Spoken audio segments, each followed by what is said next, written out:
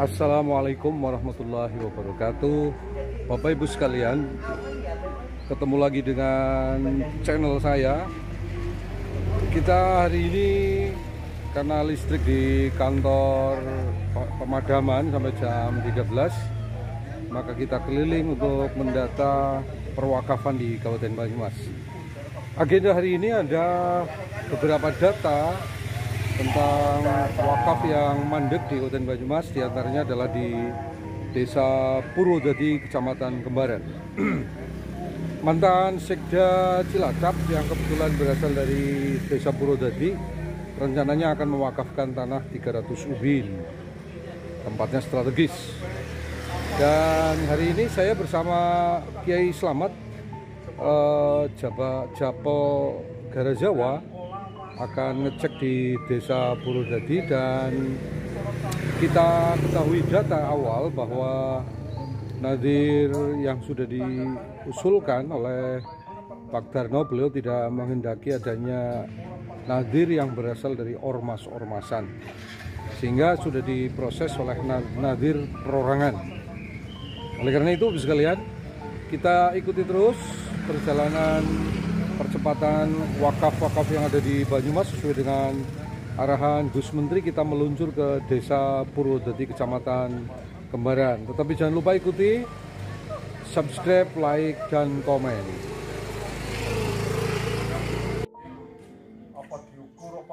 Nah, ini kita tempatnya Mbah, guys. Matur nuwun, oh bergas terus pokoknya.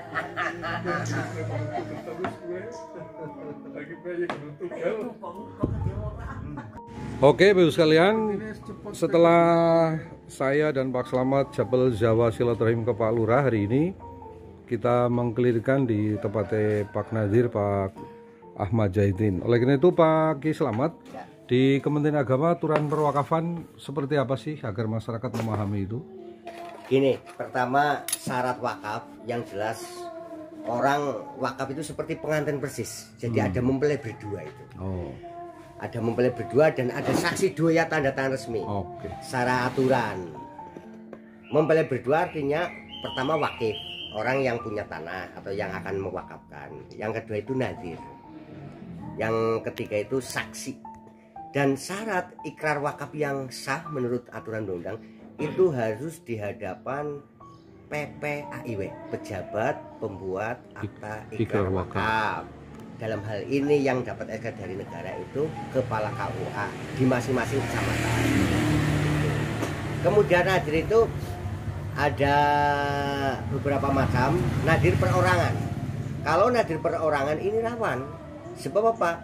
Ketika nadir perorangan itu wafat, itu berarti itu bisa diambil lagi, dan itu harus yang ambil siapa itu? Ya yang wakaf, yang punya tanah bisa karena ini sudah selesai ya, sudah selesai dianggapnya, dan itu harus bikin sertifikat lagi, mengawali lagi, mengawali persis begitu awal. Seterusnya ya. Iya, jadi ibarat perorangan itu kayak orang cerai itu. Orang bojo orang cerai, wong wis pegatan, otomatis kan bojo maning harus akad lagi, itu seperti itu. Yang paling aman itu nadirnya yang berbadan hukum. Badan hukum ini bisa NU, bisa Muhammadiyah, dan lain sebagainya. Yang ngangkat nadir itu siapa itu? Yang ngangkat nadir, kalau nadir perorangan itu yang mengangkat itu kepala desa, disahkan oleh KUA.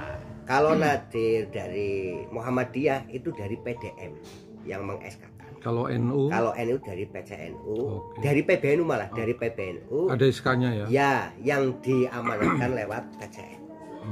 Itu. Kebetulan saya pribadi juga sebagai nadir badan hukum di NU Kecamatan Kembaran.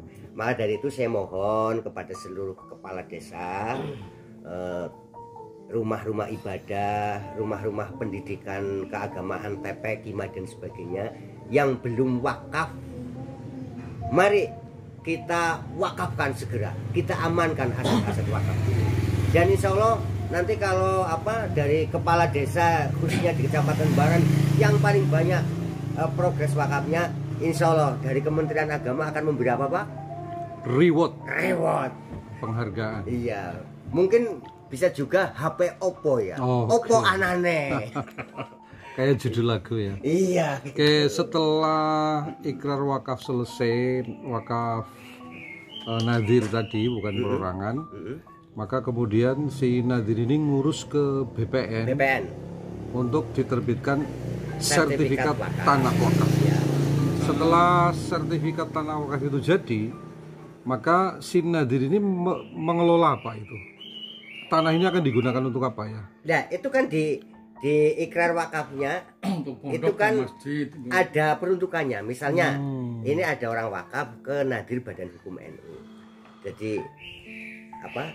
AIW nomor sekian yang diterimakan oleh Nadir Badan Hukum NU diperuntukkan untuk misalnya untuk MTS, untuk Majelis Taklim, untuk Madin, untuk masjid, untuk sholat dan sebagainya.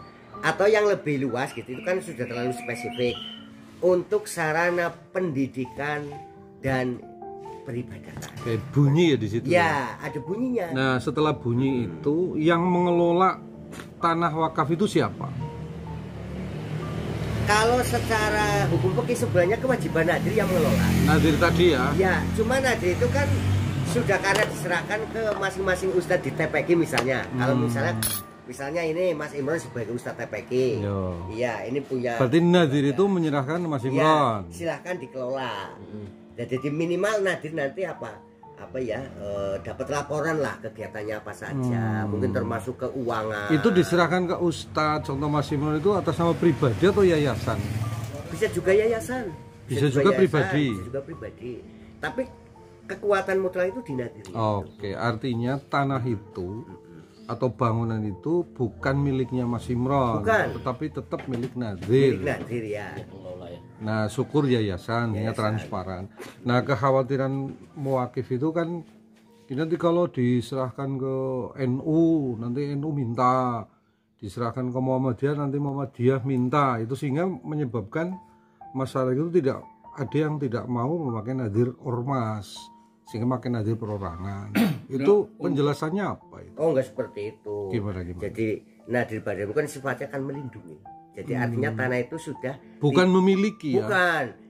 Tidak bisa dioglek-oglek lagi gitu.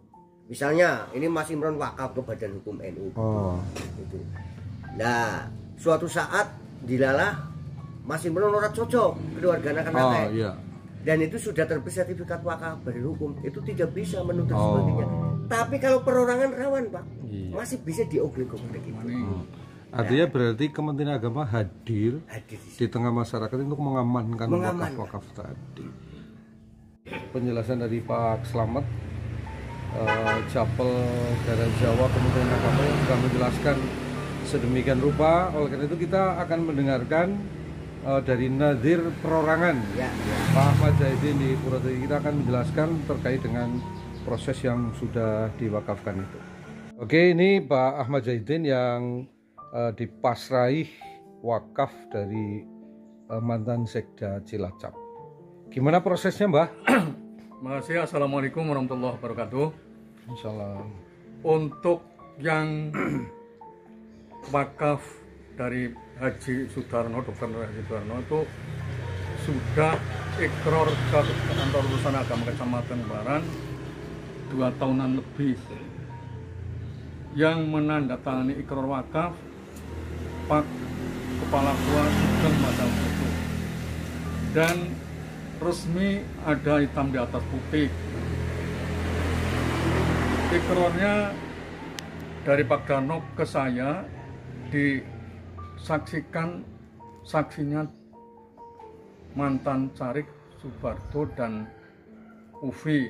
Pengantin laki-laki ada, pengantin perempuan ada, saksi ada. Tanda tangan. Tapi nadir perorangan. Terus saya mendapat SK nadir perorangan yang diajukan kepala desa dan dibuat langsung dari kantor urusan agama kecamatan. Jadi SK nadir saya juga punya. Terus saya ajukan minta bantuan kemana-mana, katanya wong sertifikatnya urung pecah jawabannya. Akhirnya saya maju ke kantor urusan agama, Kementerian Agama, saksi apa itu sih Pak Agus Syariah, daerah syariah saat itu. Terus saat disarani yang ngurus itu langsung saja ke pertanahan. Sini hanya diberi tembusan dari ikrar wakaf gua. Terus akhirnya saya tinggali satu berkas ikrar wakaf dan SK Nadir pada waktu itu. Dan selanjutnya sudah saya urus belangko lama dipegang oleh Pak Dano, Pak Barto lama, informasinya liku-liku, akhirnya ke sana lagi saya membawa Ke BPN, belangko BPN baru, ya. ke BPN, belangko baru, dan langsung saya menemui Pak Gunawan yang ngurusi pertanahan. Akhirnya Pak Gunawan mendika kalau hal wakaf akan saya bantu dan secepatnya. Terus nadirnya saya Pak Perorangan dan sekretarisnya ini, bendaharanya ini, ke sana langsung ke kamar sih. Terus yang udah dibuat, akhirnya karena terpancang jalannya pada waktu di tengah-tengah, Pak Gunawan minta di pinggir, akhirnya dirubah di pinggir utara, sebab kalau pinggir kidul nguruknya terlalu banyak, sehingga pinggir utara. Akhirnya saya bilang kepada Obi dan Dano, silakan diatur aja minta tanda tangan, dan Pak Dano bilang tanda tangannya karena Putri sudah boleh didengkul. Gedang goreng. Terus akhirnya katanya sudah berangkat langsung ke Pak Gunawan BPN ya. BPN. Terus kemarin saya tanya, engkau kan dipanggil, terus nanti akan diukur. Sampai hari ini belum.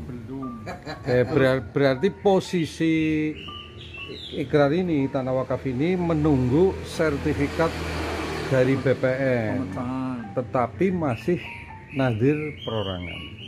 Itu Bapak Ibu sekalian. Dan ini kemarin saya didatangi Tohidin, katanya suruh membuat yayasan, dia akan membantu. Tohidin mana, Bang? Tohidin anaknya saya. Oh, beda. Kesra. Kesra Jere. Oke, itu sekalian. Oke, selanjutnya kita akan mendengarkan statement dari Kepala Desa Purwodadi.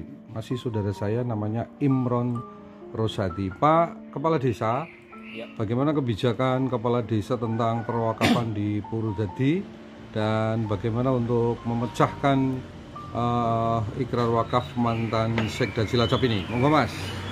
Terima kasih. Assalamualaikum warahmatullahi wabarakatuh. Apa yang disampaikan tadi dari Nadir dan juga dari Nadir pribadi Bapak Kiai Haji Ahmad Zaidin sudah sangat-sangat jelas, dan dari kami pemerintahan desa, terutama untuk Desa Purwodadi, itu sangat-sangat senang dengan adanya kabar tentang perwakafan, karena selama ini memang itu simpang siur. Dalam arti ada beberapa bidang tanah-tanah wakaf yang dari dulu mau diurus, tapi ternyata itu setengah-setengah, sampai sekarang itu nggak ada kejelasan. Dan setelah apa yang disampaikan oleh Bapak Ki Slamet tadi selaku Nadir Badan Hukum NU, Nadir Badan Hukum NU, sudah ada kejelasan, dan dari kami pemerintahan desa mohon dengan sangat kepada Bapak Ki Slamet selaku Nadir Berbadan Hukum NU supaya mengurus semua tanah-tanah ataupun beberapa bidang tanah yang di Desa Purwodadi yang diwakafkan, supaya nanti sudah ada kejelasan dan sudah selesai permasalahan, tidak setengah-setengah. Jadi dari permintaan kami nanti seumpama nanti dari Nadir Berbadan Hukum NU itu menginginkan data-data bidang-bidang tanah yang ada di Purwodadi yang diwakafkan, kami siap memfasilitasi, terus nantinya bisa diurus oleh Bapak Ki Slamet selaku Nadir Wakaf NU. Itu seperti itu. Sangat senang. Terima kasih. Oke. Dan salah satu program dari Kementerian Agama di bawah kepemimpinan Pak Aksin, melihat perjuangan Kepala Desa Purwodadi tadi, tentunya akan kita matur ke beliau terkait dengan penghargaan kepada para kepala desa yang membantu program-program Kementerian Agama, yang biasanya itu penghargaan itu kita serahkan pada saat upacara HUB Kemenak tanggal 3 Januari. Jadi siapa saja para pemimpin-pemimpin di daerah, baik itu desa, bupati maupun kecamatan, Kementerian Agama biasa mengeluarkan program-program itu. Dan ini salah satu contoh Desa Purwodadi yang mendukung terkait dengan program-program Kementerian Agama. Pak Slamet sebagai nadir nih ya, Ya, tentunya ada biaya-biaya pengurusan sertifikat ini. ya. Itu biasanya kalau di nadir NU itu biasanya bagaimana, Mas? Ya, memang selama ini kami ngurus sertifikasi wakaf. Ya kami kreatif, cari dana gitu ya. Ada teman-teman, sahabat-sahabat sih memang peduli dengan untuk pembiayaan itu. Karena apa, saya berpikir begini, orang sudah mau wakaf saja sudah. Luar biasa. Alhamdulillah. Kok masih dibebani? Iya, dibebani kan kepripun gitu loh. Berarti biaya itu menjadi tanggung jawab nadir. Tanggung jawab nadir ya. Oke. Tanggung jawab nadir. Tetapi kalau memang ada dari keluarga wakif atau wakif sendiri, yang ada yang memang wis yang penting diurusi nanti biaya seperti yang seperti itu juga ada. Tapi kami tidak terlalu berharap itu karena tetap berjuang ya. Ya tetap berjuang. Dan itu kalau daftar wakafnya itu memang 0 rupiah ke BPN. Tetapi sebelumnya itu kan ada proses. Contoh, ketika tanah yang diwakafkan itu belum sertifikat, masih berupa letter C atau SPPT, peduk dan lain sebagainya, atau sudah SHM, sertifikat hak milik, tetapi tidak seluruhnya diwakafkan. Contoh, ini sudah sertifikat hak milik 100 ubin yang diwakafkan 50 ubin, berarti pemecahan. Ini ya ada proses pemecahan. Nah, itu daftar pemecahan itu ada biaya resmi ke negara, kas negara, dibayarkan lewat kantor pos bisa atau bank BRI, BNI. Ya. Nah itu nominalnya itu tergantung luas tanahnya. Terus biaya-biaya yang jelas itu untuk beli materai, kan 10.000 itu ya ada sekitar 15-an lah. Itu diantaranya. Dari proses yang panjang itu Pak Slamet, biasanya itu kendala yang dihadapi terkait dengan apa yang dijelaskan tadi itu apa itu? Ya diantaranya itu memang di BPN. Tapi perlu kita memaklumi ya, itu BPN kan mengurusi sekabupaten dan itu petugasnya juga terbatas. Jadi contoh ketika kita mengajukan pendaftaran pemecahan atau ukur ulang, kan itu daftar antri menunggu petugas. Kapan? Karena itu turba ya? Iya turba. Dan itu tanah-tanah yang diukur langsung oleh petugas BPN itu sahih karena itu menggunakan alat canggih dengan GPS. Jadi paribasan tanah yang tak berukuran misalnya itu tapi plastik tetap akan ketemu luas. Beda kalau ukur manual kan pakai kira pas, kira-kira sungan pas. Apalagi mereng-mereng ya. Mereng-mereng wah itu lebih ribet maning. Selamat. Ya. Ini terkait dengan wakaf kan berawal dari KUA ya. KUA itu berada di wilayah Kementerian Agama. Peran Kemenak selama ini di perwakafan bagaimana? Ya peran Kemenak begini. Itu kan sebagai koordinator ya. Artinya apa? Ketika ada orang wakaf dan itu ikrar wakaf di hadapan PPAIW, pejabat petugas, pejabat pembuat akta ikrar wakaf, dalam hal ini kepala KUA, itu harus melaporkan ke Kemenak. Dalam hal ini di penyelenggara zakat wakaf. Jadi Kemenak punya datanya. Jadi ketika nanti dari Kementerian Agama ditanya, ini wakaf yang ada di Kabupaten Banyumas, kita bisa menjawab. Dasarnya dari KUA masing-masing. Atau yang sudah AIW tapi masih dalam bentuk proses, itu datanya ada semua itu. Itu seperti itu. Oke Pak Slamet, berarti peran Kemenak itu ada hanya sebatas koordinator ya. Dan memfasilitasi.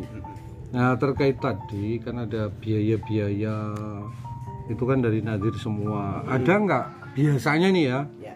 peran Kemenag itu membantu di proses-proses itu atau tidak? Jadi bukan hanya hadir sebagai koordinator atau fasilitas saja. Ya, kalau setahu saya DIPA di Kemenag untuk membantu sertifikasi wakaf itu tidak ada. Tapi terkadang ada. Kalau kebetulan ini Bantuan ya? Ya, bantuan. Tahun ini ada bantuan untuk sertifikasi tanah wakaf Oke. dari Kanwil, Kementerian Agama. Di Pakanwil. Ya. Per bidang berapa itu? Enggak, jadi sifatnya tidak bidang. Dari sana hanya ini ada anggaran 5 juta gitu. Oh. 5 juta silahkan digunakan untuk berapa bidang dan sebagainya terserah. Enggak bunyi Dan ya? ya itu lewatnya Fornawa, Forum komunikasi. Forum Nadir Wakaf. Tapi kita juga upayakan lah, kan ada UBZ, barangkali juga itu kan juga kan bisa masuk fisabilillah itu untuk perjuangan. Anggaran-anggaran bisa nyepil lah sebagian dari UBZ. Oh, Bapak Ibu sekalian, setelah kita mendengarkan penjelasan dari Pak Lurah, dari Nadir Wakaf NU dan Nadir Wakaf Perorangan tadi, maka tentunya ini adalah temuan-temuan di lapangan yang mana Kementerian Agama harus hadir di tengah-tengah kebutuhan dan keruwetan umat terkait dengan perwakafan, sehingga nanti penyelenggara zakat wakaf Mas Fauzia akan melaporkan kepada Kepala Kantor Pak Asin bagaimana agar Kemenag hadir di tengah-tengah mereka untuk mudahri semua itu. Tadi dijelaskan di Kemenag ada namanya UPZ, unit pengumpul ya, atau pengelola zakat bagi seluruh pegawai negeri sipil yang ada di Kemenag yang membayar zakat. Tentunya dari sana, bukan hanya dari DIPA Kanwil saja, juga akan bisa kita fasilitasi ke sana. Oke, Bapak sekalian, terima kasih. Kita berjuang penuh untuk Kementerian Agama Kabupaten Banyumas agar mengamankan amanat-amanat muwakif terkait dengan status hukum tanah-tanah wakaf. Terima kasih Bapak sekalian, jangan lupa subscribe, like, dan komen.